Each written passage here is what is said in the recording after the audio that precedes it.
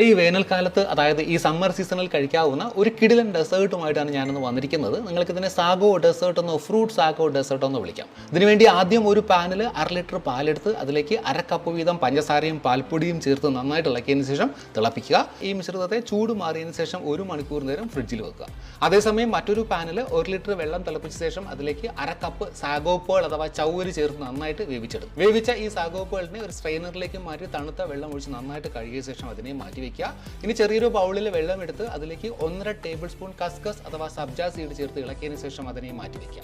ഇനി ഒരു മിക്സിംഗ് ബൗളിലേക്ക് നമ്മൾ തണുപ്പിച്ച പാൽ മിശ്രിതം, വേവിച്ച സാഗോ പേൾ, കുതിർത്ത കസ്കസ് ഒപ്പം 1.5 ടീസ്പൂൺ വാനില എസൻസ് കൂടി ചേർത്ത് നന്നായിട്ട് ഇളക്കിയെടുക്കുക. ഇതിലേക്ക് നിങ്ങളുടെ കയ്യിലുള്ള ഡ്രൈ നട്ട്സും ഫ്രൂട്ട്സും ഒക്കെ ചേർത്ത് കൊടുക്കാം. ഞാൻ എടുത്തിരിക്കുന്നത് കാഷ്യൂ നട്ട്സ്, ബദാം, പച്ചമുന്തിരി, കറുത്ത മുന്തിരി, മാമ്പഴം, സ്ട്രോബെറി, ഏത്തപ്പഴം, ആപ്പിൾ എന്നിവയാണ്. ഇതെല്ലാം കൂടി ചേർത്ത് ഒന്ന് ഇളക്കി കഴിഞ്ഞാൽ നമ്മുടെ കിടിലൻ സാഗോ ഡെസേർട്ട് റെഡിയാണ്.